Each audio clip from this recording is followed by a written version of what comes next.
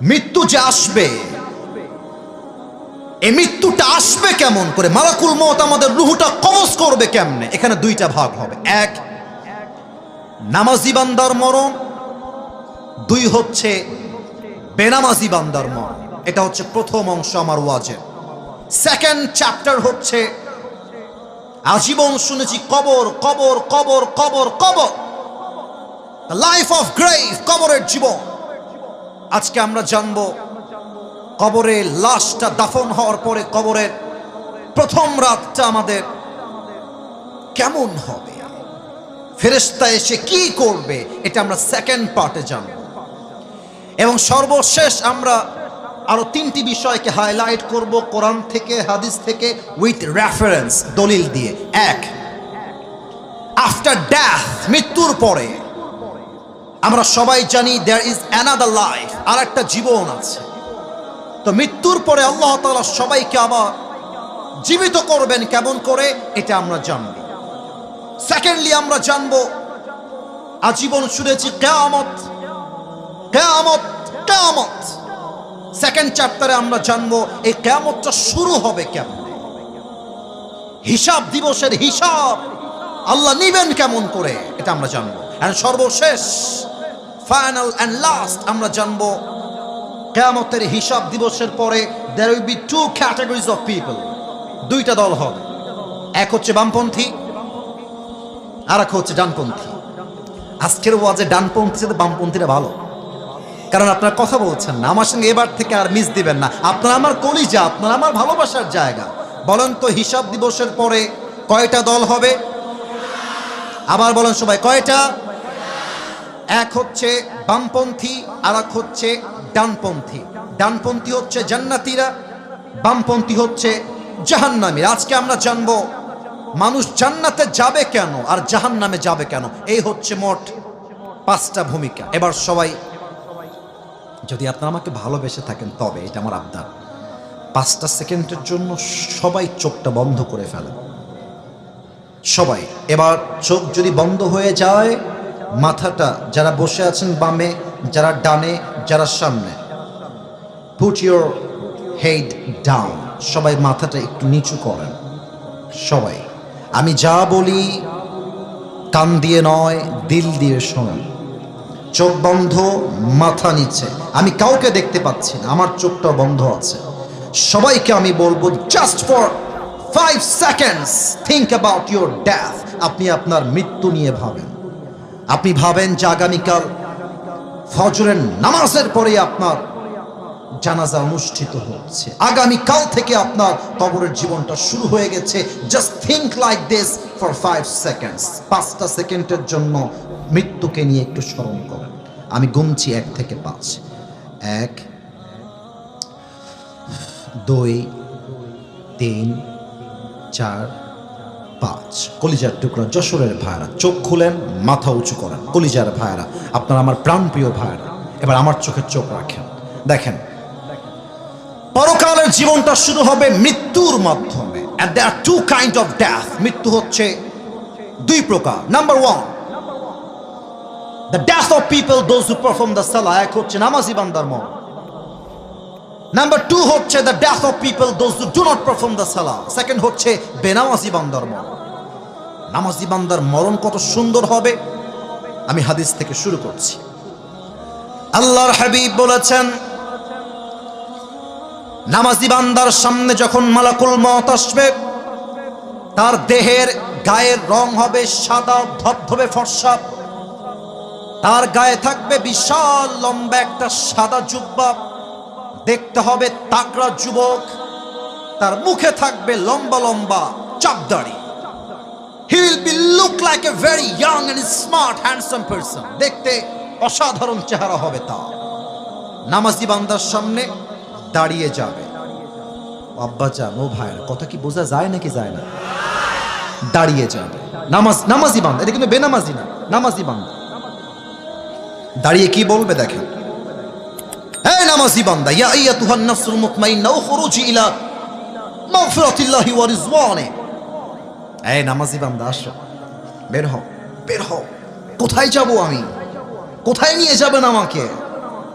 ইলা মাগফিরাতিল্লাহি ওয়া রিজওয়ানি, আসো, আল্লাহর ক্ষমা আর জান্নাত তোমার অপেক্ষমান রয়েছে। না, এটা যশোরের সুবহানাল্লাহ হয়নি, আরেকবার কোন সুবহানাল্লাহ। আপনারা সবাই আল্লামা দেলোয়ার হোসেন সাইদি হুজুরের নাম শুনেছেন না? আপনাদের কলিজার টুকরা আমি জানি, মুরব্বীদের কলিজা তিনি, আমি জানি। উনি খুলনায় মাহফিল করতেন প্রতি বছর। আমার আব্বা আমাকে বলে যে আব্বা, আমার আব্বা কিন্তু এখনো খুলনার ভাষাতেই কথা বলে, আমার বাবা অন্য কোনো ভাষা পারেই না। আমাকে বলে আব্বা, যখন সাইদি সাহেব আসতেন, মুরব্বী, দাড়ি পেকে গেছে, দাঁত ভেঙে গেছে, সাইকেল চালিয়ে চালিয়ে সাইদি সাহেবের মাহফিল শুনতে যেত। আমার আব্বা নিজে না খেয়ে সাইকেল চালিয়ে যেতেন।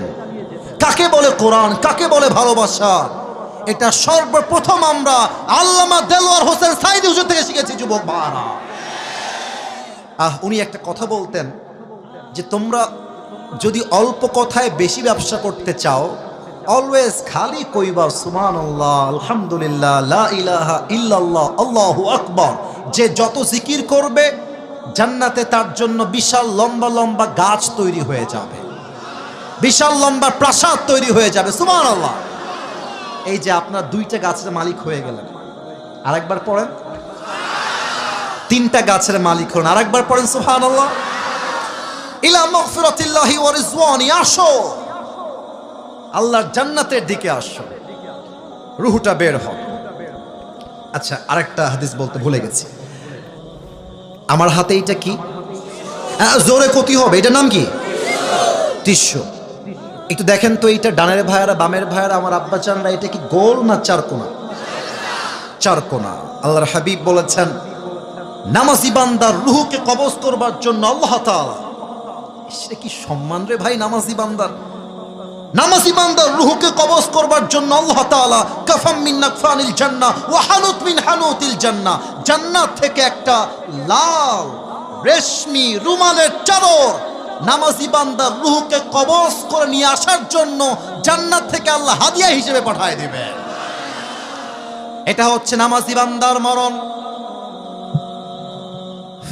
বেনামাজি মৃত্যু বড্ড ভয়ঙ্কর, বড্ড ভয়ঙ্কর। মানে এই হাদিসগুলো আমি যখন বলি তো, এ দেখেন আমার গুজবাম হয়, call it in English goosebump, আমার লোমগুলো দাঁড়িয়ে যায়। আর আমার অটোমেটিক নিজের ভেতরে আত্মাগুলো থরথর করে কাঁপে হাদিসগুলো শুনলে। বেনামাজি বান্দার সামনে যখন মালাকুল মওত আসবে, তার দেহের পুরো চামড়ার রং হবে নীলাভ বর্ণের চেহারা, 2টা চোখ হবে লাল টকটকে চোখ। হাদিসে আসছে মালাকুল মওতের পা থাকবে জমিনে, হেড তথা মাথা থাকবে বিশাল লম্বা আকাশ বরাবর।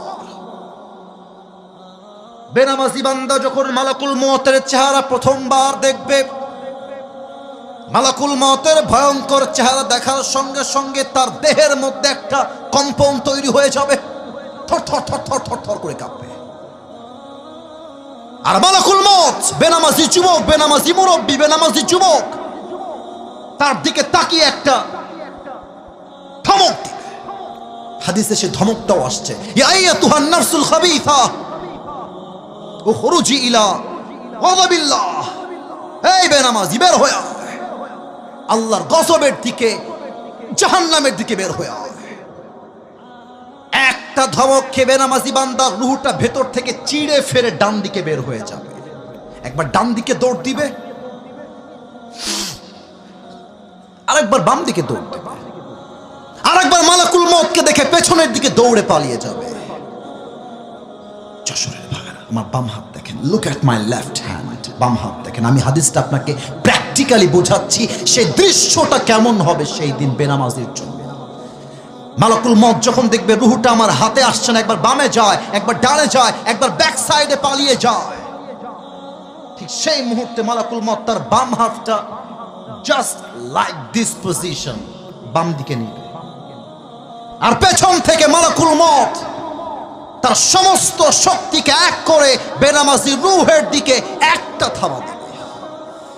আর যখন রূহটা তার বুক থেকে এমনি টেনে হিচড়ে বের করবে, হাদিসে আসছে একটা জীবিত ছাগলকে যাবেহ না করে তার চামড়া যদি কেউ ব্লেড দিয়ে এমনি টেনে হিচড়ে ছিঁড়ে ফেলে, ওই ছাগলটার যে পরিমাণ কষ্ট হয় তার চাইতে কমসে কম 70 গুণ বেশি কষ্ট দিয়ে বেনামাজি রূহকে কবজ করা হবে। বলেন সবাই নাউজুবিল্লাহ।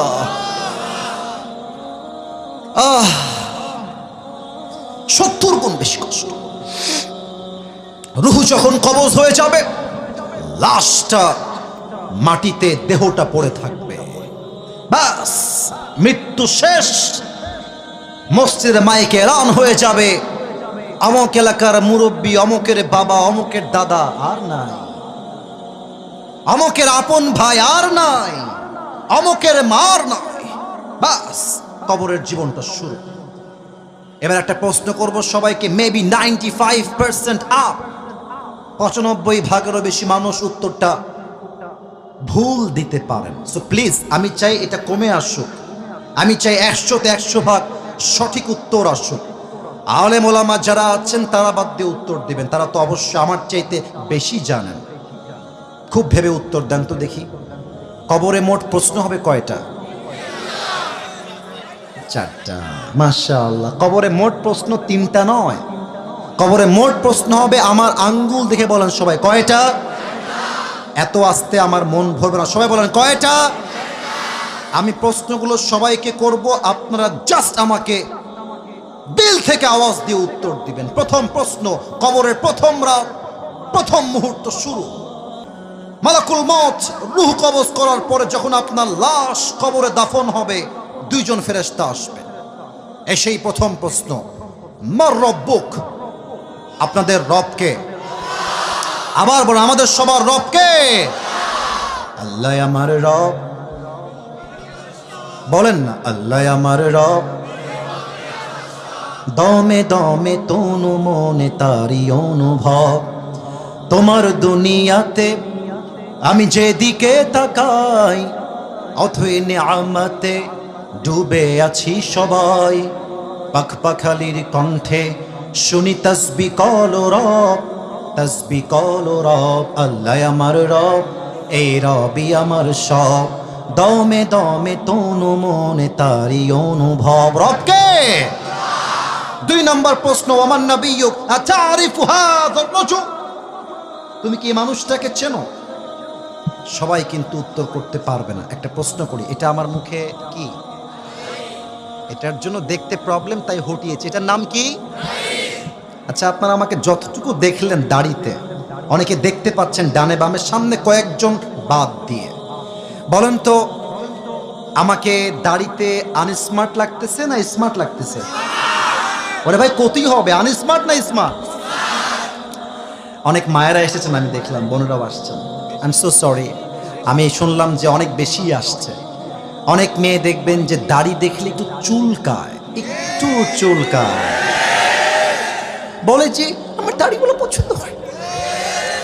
আজীব একটা অবস্থা, আমি অবাক হয়ে যাই। আমার আব্বাজান, আপনার রাগ করবেন না আমার কথায় আব্বাজান, এটা যুবকদেরকে বলতে হবে, এটা আমি বলতে বাধ্য হচ্ছি। অনেক মেয়েদের দেখবা দাড়িওয়ালা দিনদার পছন্দ হয় না, তাদের গাঞ্জাখোর খুব বেশি পছন্দ হয়। এরকম মেয়ে বাংলাদেশে বলুন তো সবাই আছে না নাই? তোমারে যদি কেউ কয় যে আপনারা আমার দাড়ির জন্য ভালো লাগতেছে না, তুমি কবা আপু একটু সাইডে আসতে হবে, 1 মিনিট কথা কব আপনার সাথে, 1 মিনিট কথা কব আপনার সাথে, একটু সাইডে আসেন। তো আপু যখন বলবে ভাই কি করবেন কম দি, আপনি বলবেন যে যেহেতু আপনার দাড়িওয়ালা পছন্দ হচ্ছে না, আমার মনে করছে কি জানেন, আপনার মতো মেয়ের জন্য বিটিএস এর হিজড়া ছাড়া পারফেক্ট কোনো অপশন আমার কাছে না। স্পষ্ট কথা, যে আমার দাড়ির জন্য আমাকে বিয়ে করতে চায় না, সে আমার বাড়ির বউ হওয়ার কোনো যোগ্যতাই রাখে না। যশোরের ভাই, এবার বলেন তো আমার নবীর মুখে লম্বা লম্বা চাপ দাড়ি ছিল কি ছিল না? নবীর মতো সুন্দর এই তল্লাটে দ্বিতীয় আর কেউ কি হতে পারে? চাঁদের চেয়ে সুন্দর তুমি, নবী আমার কমলি হিওয়ালা, দো জাহানের বাদশাহ তুমি, প্যারা নবী সাল্লে আলা। দো জাহানের বাদশাহ তুমি, প্যারা নবী সাল্লে আলা। চাঁদের চেয়ে সুন্দর তুমি, নবী আমার কমলি হিওয়ালা। সুবহানাল্লাহ বলেন। তো আমরা একটা কথা বলতে চাই এই মুহূর্তে উচ্চ কণ্ঠে, আমাদের দাবি এটা, এবং এই দাবিটা আমি পেশ করছি মিডিয়ার মাধ্যমে আমাদের বাংলাদেশের প্রধান উপদেষ্টা ডক্টর ইউনূস সাহেবের কাছে। আমরা আপনাকে ভালোবাসি, আমরা চাই যতদিন আপনি আছেন দেশটা আপনি চালান, তবে আপনি থাকা অবস্থায় সংসদে একটা আইন বাধ্যতামূলক পাশ করতে হবে। 90% মুসলমানের দেশে যদি কোনো নাস্তিক, কোনো ব্লগার আমার নবীর শানে একটা কটূক্তি করে, সংবিধানে আইন পাশ করতে হবে নবীর বিরুদ্ধে যারাই বেয়াদবি করবে বাইতুল মুকাররমের সামনে ফাঁসির কাজটা ঝুলিয়ে হত্যার রায় পাশ করতে হবে। 2 হাত তুলে বলেছে কিনা?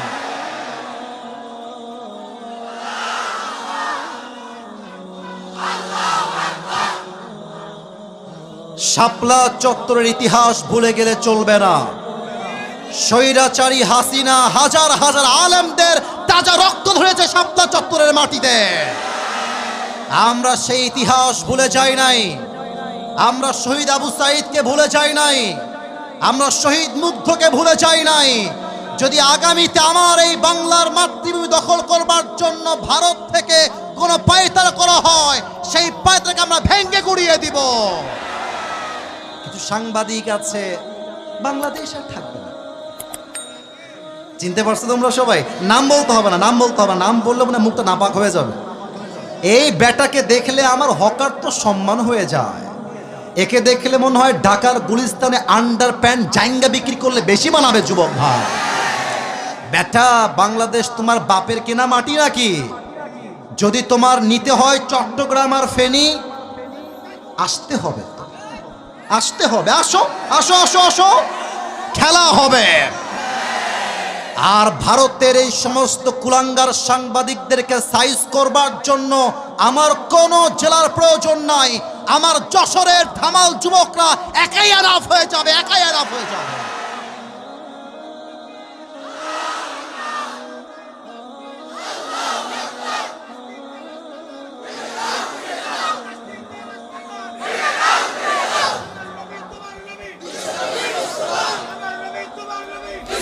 আল্লাহ স্লোগানকে কবুল করুক, আল্লাহ স্লোগানকে কবুল করুক। পড়েন সবাই আমিন। তো শুধুমাত্র আপনাকে বলবে ওয়ামান নাবিয়্যুকা তা'রিফু হাযার রাজুল, আর আপনি বলবেন হুজুর উত্তর তো আমার মুখস্থ, হাযা নাবিয়্যুনা মুহাম্মাদুর রাসূলুল্লাহ সাল্লাল্লাহু আলাইহি ওয়াসাল্লাম। ভুল কথা। কবরের উত্তর জেহেন দিয়ে নয়, ব্রেন দিয়ে নয়, কবরের প্রত্যেকটা উত্তর হবে ঈমান থেকে আর অন্তর থেকে। ঠিক কিনা বলেন? 3 নাম্বার প্রশ্ন হবে ওয়ামা দীনু, গৌরব করে বলবেন সবাই আমাদের ধর্মের নাম কি? আরেকবার কোন সবাই ধর্মের নাম কি? ফেরেশতা বলবে কি রে, এতগুলো প্রশ্ন করলাম একটাও আটকায় না, ব্যাপার কি? আরে জানলো কেমনে? এবার ফেরেশতা বলবে ওয়ামা ইলমুক, what's the source of your knowledge, how do you know that? তুমি জানো কেমনে? এতগুলো উত্তর তোমার সামনে কেমনে সহজ হলো? তোমার জ্ঞানের উৎস কোথায়? আমরা বলবো আমাদের জ্ঞানের উৎস কোথায়? এত আসতে না, জোরে কোন কোথায়? আল্লাহ বলবেন এই ফেরেশতা থামো থামো থামো থামো, আর না, আর প্রশ্ন না, থামো, স্টপ স্টপ টিপ, থামো। এখনই আমার বান্দার কবরটাকে তোমরা জান্নাতের বাগান বানায় দাও। আমার বান্দার কবরটাকে তোমরা 70 গজ লম্বা করে দাও। সবাই কোন সুবহানাল্লাহ। সবাই এবার 2টা হাত তুলুন, সবাই তাকবীর দিবেন না, আমি যেটা বলি সেটা শুনলেই হবে। সবাই মাশাআল্লাহ, রেজ ইউর 2 হ্যান্ডস। সবাই 2 হাত তুলেছেন। আমি আসিফ হুজুর যা বলি খুব মনোযোগ দিয়ে শুনবেন। আমি এসেছি 9টা 20-এ, এখন বাজে প্রায় 10:30। আমার ওয়াজ প্রায় 1 ঘন্টা 10 মিনিট চলছে। কমিটির ভাইরা আমাকে ফর্ম দিয়ে নিয়ে আসছেন, ফর্মে আমি উল্লেখ করেছি আমি 1 ঘন্টা ওয়াজ করব। তবে সব জায়গায় ফর্ম আর নিয়ম দিয়ে চলে না, মাঝে মাঝে ভালোবাসা দিয়েও হিসাব করতে হয়। তা আমি নিয়ত করেছি আজকে 1 ঘন্টা নয়, সর্বনিম্ন 1.5 ঘন্টা ওয়াজ হবে। তবে একটা ওয়াদা চাই সবার কাছে, ওয়াদাটা আমাকে জবান দিয়ে যশোরের সাউন্ডে দিতে হবে। সবাই আগে একটা কাশি দিয়ে গলা ঠিক করেন। আমাকে সবাই ওয়াদা করবেন, হাত স্ট্রং, বলেন সবাই হুজুর। ডান থেকে আওয়াজ আবারও কম পেলাম, বলেন সবাই হুজুর। আমরা যশোরের সন্তান। আপনারে ওয়াদা দিচ্ছি, দোয়া শেষ না করে বাসায় যাব না নে। আরে জোরে ক্ষতি হবে, যাব না নে। বলেন সবাই ইনশাআল্লাহ। তাকবীর দেন একটা সবাই, নারে তাকবীর। এখন বাকি আছে আর মোট 3টা বিষয়। এটাই আমার লাস্ট অ্যান্ড ফাইনাল টপিক। এটা আমার ওয়াজের শেষ বিষয়বস্তু। একটা প্রবাদ বাক্য আছে, আপনারা সবাই শুনেছেন আমি জানি, আমার সঙ্গে রিপিট করবেন। আমি প্রথমটা বলবো, শেষটা আপনারে ক্ষতি হবে।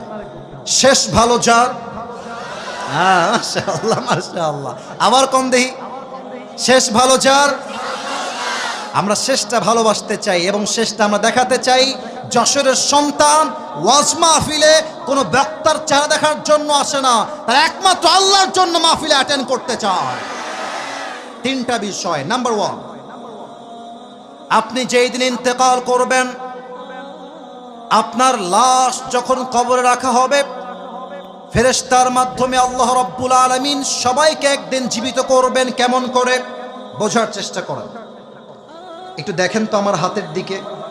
আমি একটা হুইসেল নিলাম, এটা বিড়ি না কিন্তু, আবার অনেকে বিড়ি ভেবে ফেলেছে। হ্যাঁ, আমি যদি এখন নেমে যাই স্টেজ থেকে, রাগ করবেন না আমার কথা, আমি যদি নেমে গিয়ে কারো পকেটে হাত দেই, কিছু লোক এখান থেকেই বের হবে যার পকেট থেকে এখন বিড়ির প্যাকেট বের হবে। মাহফিল শেষ করে যাওয়ার সময় টানতে টানতে বাসায় যাবে, ঠিক কিনা বলে?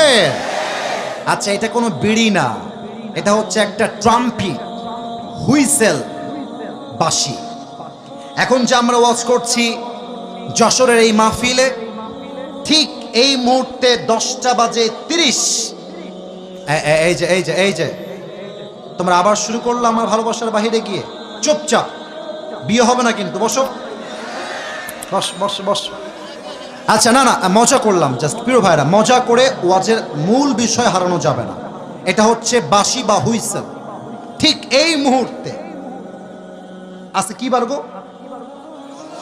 মঙ্গলবার, রাত বাজে 10:30। ঠিক এই মুহূর্তে ইসরাফিল আলাইহিস সালাতু ওয়াস সালাম সিংহাটা এমনি নিয়ে দাঁড়িয়ে আছেন ফু দেওয়ার জন্য। জাস্ট আল্লাহ বলবেন, ইসরাফিল ফু দিয়ে দাও। বাস, প্রথম ফু দিবে, পুরো পৃথিবীটাই ধ্বংস হয়ে যাবে।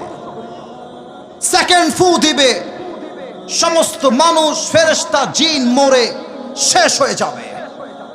লাস্ট 3 নাম্বার ফু দেওয়ার জন্য আল্লাহ তাআলা ইসরাফিলকে আবার জীবিত করবেন। আল্লাহ বলবেন, ইসরাফিল আবার ফু দাও। 3 নাম্বার ফু যখন দেওয়া হবে, খুলনার কবরস্থানে যাকে দাফন করা হয়েছিল, যশোরের কবরস্থানে যাকে দাফন করা হয়েছিল, প্রত্যেকটা লাশ তার রূহকে ফিরে পাবে এবং সবাইকে পরকালের জীবনে আবার জীবিত করবে একজন। আওয়াজ দিয়ে বলেন সবাই, তিনি কে? Number 1, if you believe in life of hereafter, then you must have to believe in on the day of resurrection. যে পরকালে বিশ্বাস রাখে, সেটা মনে প্রাণে বিশ্বাস করে আমার মৃত্যুর পরে আমাকে আবার জীবিত করবে একজন, তিনি কে?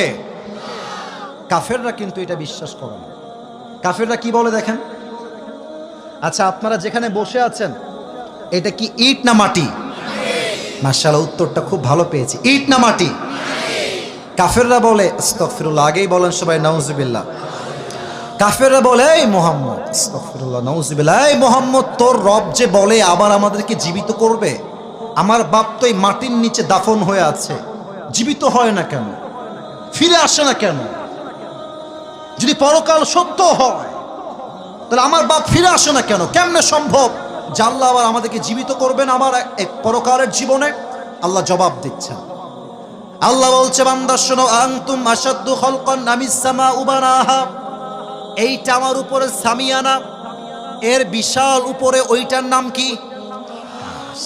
বলেন সবাই, নাম কি? আমার তো মনে হয় যে কয়টা হবে এখানে, আনুমানিক কমপক্ষে 40টা বাঁশ আছে এই সামিয়ানা ধরে রাখার জন্য, অ্যাটলিস্ট 40টা বাঁশ আছে। আচ্ছা, এবার বলেন তো, আজকের মাহফিলের সামিয়ানা বড় না আল্লাহর আকাশটা বড়? আল্লাহ বলছে, বান্দা বলো তো, আকাশকে ধরে রাখার জন্য আমি আল্লাহর কয়টা বাঁশ লাগছে? কথা না কলি কেমনে বুঝবো ভাই? কয়টা? একটাও না। আল্লাহর লজিক কত সুন্দর। আচ্ছা ভাবেন যে আমি আসিফ হুজুরের দুবাই এবং সিঙ্গাপুরে 12টা ফ্ল্যাট আছে। আরে নাই, কিন্তু এমনি বলছে, দুবাইয়ে এবং সিঙ্গাপুরে 12টা ফ্ল্যাট আছে। আর যশোরের আইটি পার্ক হোটেল অ্যান্ড রিসোর্টের পাশে আমার একটা বিশাল বড় ফ্ল্যাট আছে, বিল্ডিং আছে। এবং আমার কাছে আছে রোলস রয়েলস, আমার কাছে আছে BMW। আরে বেটা নাই রে, আমার কাছে আছে মার্সিডিজ।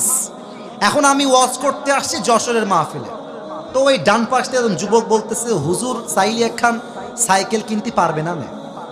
টাকা নাই হুজুরের কাছে। ওখানে একটা মুরব্বী মার কি পাগলা রে, হুজুরের কাছে BMW আছে। তো যার কাছে BMW আছে সে চাইলে ছোট্ট একটা সাইকেল কিনতে পারে কি পারে না? আল্লাহ বলছে, এই পাগলা তুই কি বললি এটা, যে আমি আল্লাহ তোকে আবার জীবিত করতে পারবো না? তুই কেমনে কইলি?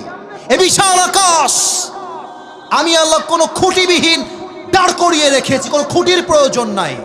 তো যে আল্লাহ এত বিশাল আকাশকে বাঁশবিহীন খুঁটিবিহীন ধরে রাখতে পারে, ওই আল্লাহ চাইলে একটা ছোট্ট মৃত মানুষকে আবার জীবিত করতে পারে কি পারে না?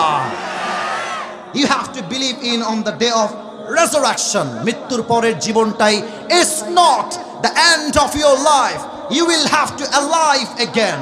আপনি মরে গেছেন মানে এই জীবনটা শেষ নয়, আবার আপনাকে রুহটা দিয়ে জীবিত করবে একজন। তিনি কে? আমার কথা কি বোঝা গেছে ভাই? আমি কি বুঝাতে পারছি ভাই? মাফ করবেন, জিজ্ঞেস করলাম, যদি না বোঝেন আমার ওয়াজের কোনো মানে হবে না। 1 নাম্বার শেষ। 2 নাম্বার, এটা বড় মারাত্মক পয়েন্ট আমার ওয়াজের। The most important chapter, the most important part of my speech, এটা যে শুনবেন ওয়াজের 7 ভাগ ইনশাআল্লাহ আপনি অর্জন করতে পারবেন। হিসাব দিবস কায়েম হবে জীবিত হওয়ার পরে। এটা বোঝাবার জন্য আমাকে একটু ছোট্ট অভিনয় করে দেখাতে হবে। এটা হারাম কোনো অভিনয় নয়, এটা জায়েজ অভিনয়, জাস্ট হাদিসের মূল কথা বোঝাবার জন্য।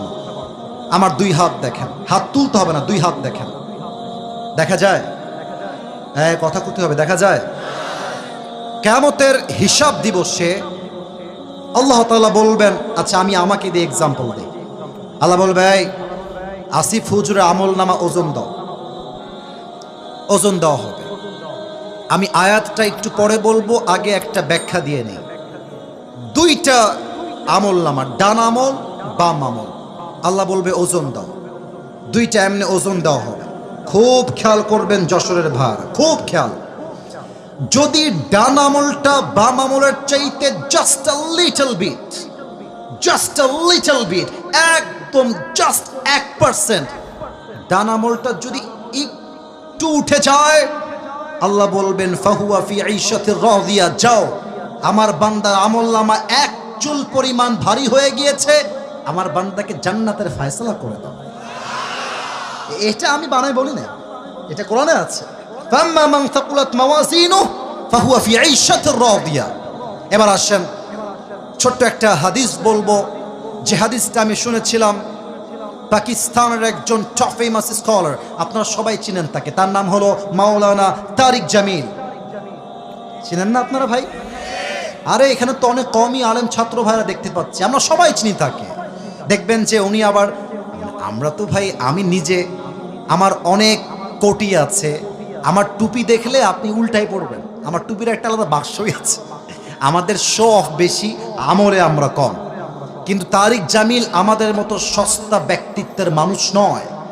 অলওয়েজ সাদা পায়জামা, সাদা পাঞ্জাবি, অলওয়েজ সাদা পাগড়ি পরা।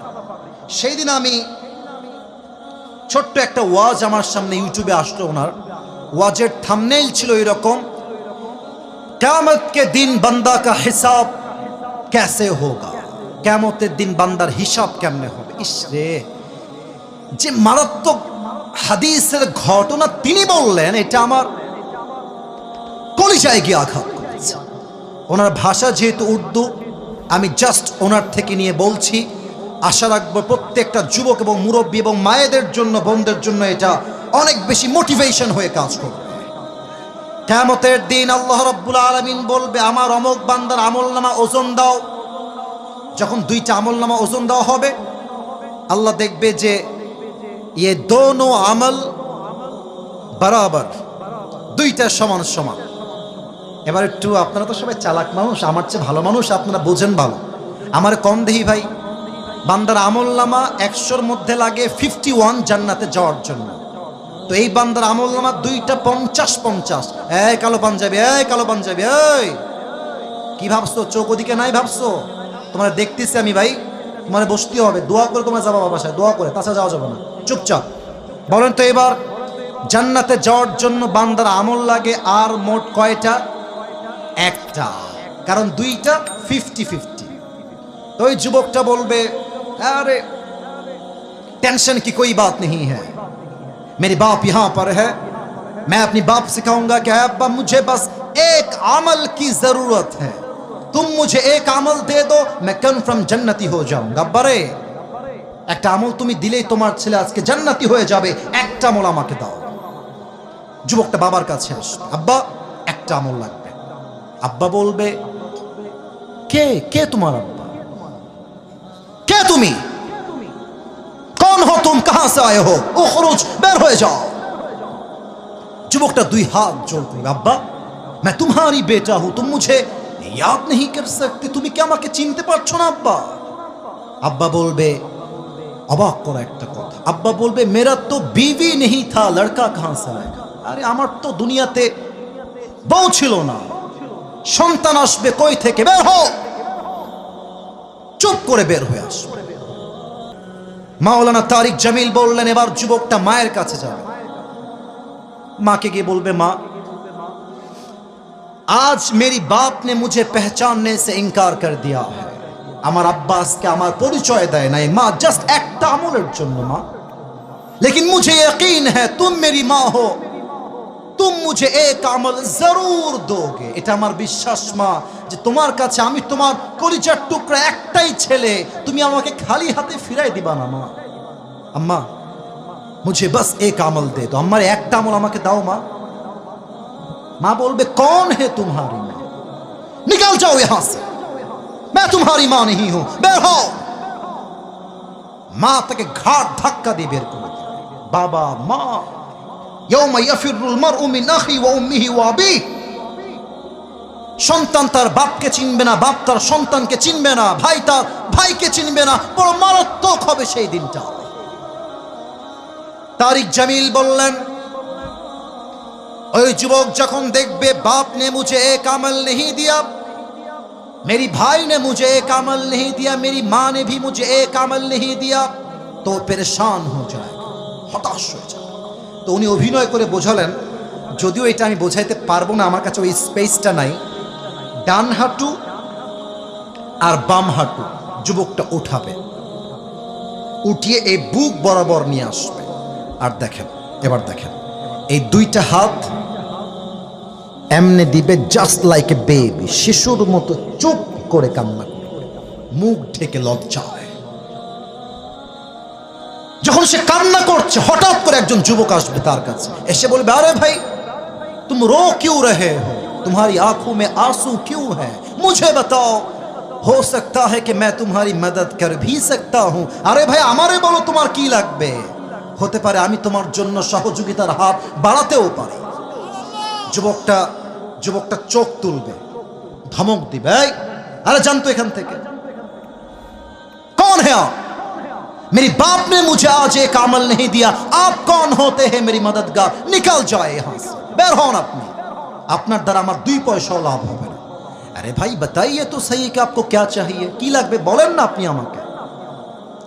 যুবকটা বলবে, ভাই मेरी दोनों अमल आज बराबर हो गया है, अगर मैं जन्नत में जाना चाहूं तो मुझे बस एक अमल की जरूरत है, if I get on this I will enter in the paradise. ভাই রে, একটা আমলের জন্য আজকে আমার জান্নাতের ফয়সালা হচ্ছে না, একটা আমল হলেই জান্নাত। যুবক বলবে, আর ইউ শিওর, আপনি কি শিওর যে আপনার একটা আমল হলেই জান্নাতি? অবশ্যই ভাই, একটা আমল হলেই জান্নাতি। যুবকটা বলবে, ভাই ঠিক আছে যান, ওই একটা আমল আজকে আমি আপনার ভাই আপনাকে দান করব। এত আস্তে আমি সুবহানাল্লাহ আশা করি না, জোরে বলেন সবাই সুবহানাল্লাহ। আর একবার কোন সবাই সুবহানাল্লাহ। ওই যুবকটা এই কথা শুনে হা করে তাকায় থাকবে। अरे भाई आप कौन है, कहां से आए हैं? मेरी बाप ने मुझे एक अमल नहीं दिया, माँ ने नहीं दिया। आप कौन होते हैं एक अमल देने वाला? आप सच में देने वाले हैं? আপনি কি সত্যি আমাকে দিবেন? দেন দেন দেন। একটা আমল নিয়ে সোজা আল্লাহর কাছে দৌড় দিন। আল্লাহকে বলবে, আল্লাহ ये देखो मुझे एक अमल मिल गया है, मुझे अभी के भी जन्नत में दाखिल करा दो। আল্লাহ এই দেখো একটা আমল পেয়ে গেছি, আমাকে এখনই জান্নাত দাও। আল্লাহ বলবে, আচ্ছা আল্লাহ কি সব দেখে না? এইসব তো কথা না করে বুঝি কেমন বলা, দেখে না? সব দেখে। আল্লাহ বলছে, এই বান্দা तुझे एक अमल किसने दिया है आज? तेरे बाप ने नहीं दिया, माँ ने नहीं दिया, भाई ने नहीं दिया, तेरे बीवी बच्चे किसी ने भी नहीं दिया। कौन है तुझे एक अमल देने वाला? मुझे उसका नाम बता। কে ওইটা? বলবে আল্লাহ, হাদা আখি, এই ভাই, ইনি আমাকে একটা আমল দিয়েছে। আল্লাহ বলবে, এই বান্দা तूने एक अमल क्यों दिया अपनी भाई को? अरे बाबा তুই একটা আমল কেন দিলি? doesn't make any sense। মাথা ঠিক আছে তো?